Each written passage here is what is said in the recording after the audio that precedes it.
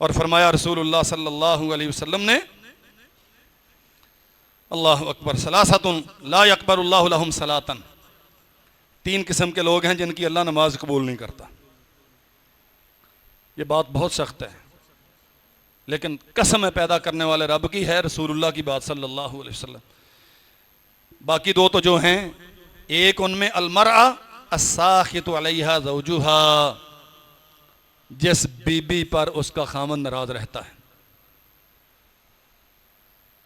अगर नाराजगी का बायस उस बीबी का शरीयत का इत्तिबा है तो रहे नाराज, कोई फर्क नहीं पड़ता।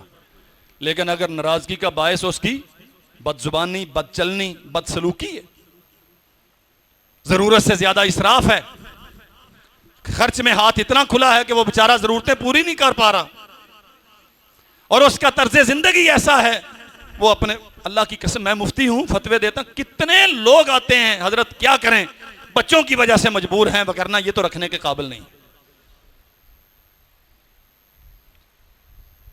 हालात इस कदर ज्यादा न गुफ्ताबे, अपनी इज्जत बचाने के लिए वो बेचारा चुप करके फिरता है। क्या करें, इतनी बदजबान है, बिरादरी में निकलने के काबिल नहीं। और हमने देखा ऐसे ऐसे लोगों को, अपनी आंखों से देखा।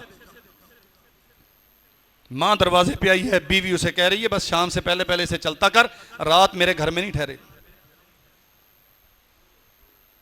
अस्साखितु अलैहा ज़ौजुहा, मैं अपनी बहनों से दस्तबरसा दरखास्त करता हूं।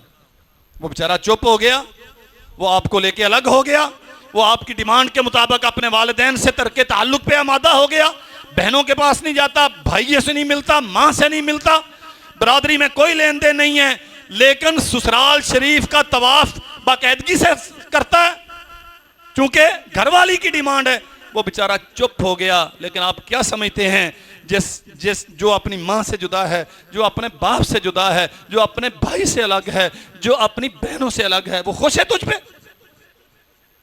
वो चुप हो गया है कि इसके अलावा उसके पास रास्ता कोई नहीं, मगर ना अंदर से उससे ज्यादा अजियत में कौन हो सकता है।